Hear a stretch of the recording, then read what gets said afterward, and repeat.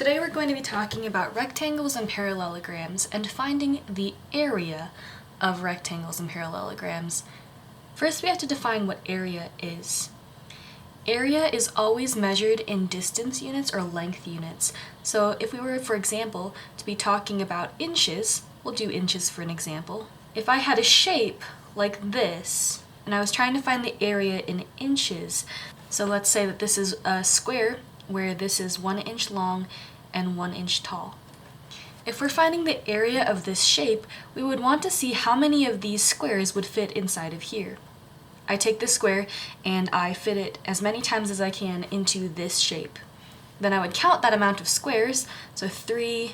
So if we can fit 24 squares inside this shape, we would say that the area is 24 square inches. We can also write this as inches squared. It's another way that you'll see it written. Notice here that the squared sign goes on the inches on the units. It doesn't go on the number 24. It's going to be like that for all your areas. If you're finding an area, the units will always have this little 2. Let's say that we're measuring with centimeters instead. So now our little square is going to be much smaller. It's going to be 1 centimeter wide and 1 centimeter tall. When we ask how many of these little squares we're going to be able to fit inside of here, well, we obviously know just by looking at it, we're going to be able to fit a lot more of those little squares. The number that you get for the area will change depending on what unit you use. So let's say that I use centimeters to measure how many of these can go inside now. Already I can see, just by my estimation, that there's going to be a lot more square centimeters that fit inside here. Let's count that. I can fit 90 of these squares inside this shape here, which means that it's 90 centimeters squared, or 90 square centimeters. For most shapes, there's a shortcut for finding the area of something without having to draw a bunch of little squares and stick them all over it. I would not want to do that. It would take a really long time. We're going to start out this chapter by talking about how to find the area of rectangles and the area of parallelograms. So let's start with rectangles. Here is a rectangle that is 20 miles long and 8 miles tall. If you're told to find the area, if I'm looking at it this way, I could look at it and say, alright, I need to identify 2 things, my base and my height. For this particular rectangle, if I'm looking at it from this angle, then this appears to be my base, 20, and 8 appears to be my height. And that works. You could also turn it this way, which is also an okay way to do it, and then if you looked at it this way, this would become my base, and this would become my height. So you can do it from the pink angle or the blue angle, it doesn't matter which. We're going to do it from the pink angle. Now that I've labeled my base and my height, I'm going to write the formula for the area of a rectangle, and you're going to copy it in your notes, and this is something you're going to be using for probably a long time, so don't forget it. The area of a rectangle equals base times height, and we just use B and H. What you can shorten this to in your homework is A equals BH. We're just going to start filling in the things that we know. The base of this rectangle is 20 miles long, so I just write 20 in parentheses. And then my height, looking at it from the pink angle, up and down this way, my height is 8 miles, so I put 8 in. And then all I have to do is multiply these 2 numbers, and I get 160. The last thing I need to make sure I do on your homework, and you will be counted off if you don't, is to make sure you know what your units are and to write those units out. In this case, it's miles.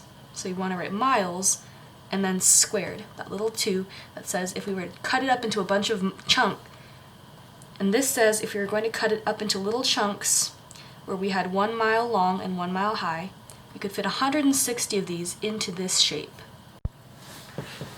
We're also going to talk about the area of parallelograms today. So this is a parallelogram. We see that it has 2 sets of parallel lines. When we're finding the area of a parallelogram, you might think it's a little bit tricky, but let's imagine for a second that this actually started out as a rectangle. So we already know how to find the area of rectangles, right? It's just base times height. No big deal, no sweat. Then one day, a strong wind came and pushed on the rectangle, and the wind blew so hard that the poor rectangle got smushed to one side.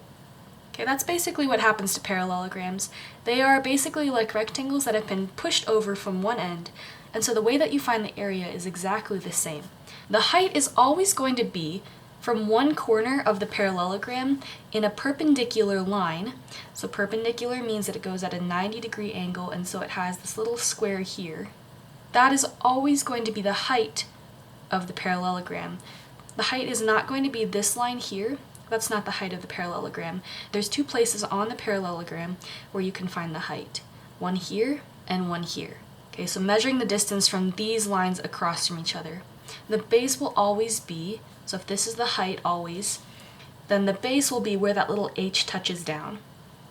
So because the h, or this little square here, is connected to this line, that makes this the base that goes with this height. Now let's say that I took scissors and I chopped off this triangle. And then what happens if I just go ahead, I've converted it back from a parallelogram into a rectangle. We're now going to find the area of this parallelogram. The formula for finding the area of a parallelogram is the same as the formula for finding the area of a rectangle, because, like I showed you, this is basically just a rectangle that's been smushed that way. So we're going to write area equals base times height, because it's exactly the same. We're going to identify, because this has the little dotted line, because it's going straight from the corner and it has that 90-degree angle, I know that this is my height. And because this line is touching down to here, this is my base. So go ahead and write area equals, my base is 12, and my height is 8. Right, I'm going to multiply 12 times 8, so I get 96. It looks like there are no units listed here because I forgot to put them. So if I do this on your homework or a quiz or something, what you need to do is just go ahead and write units squared.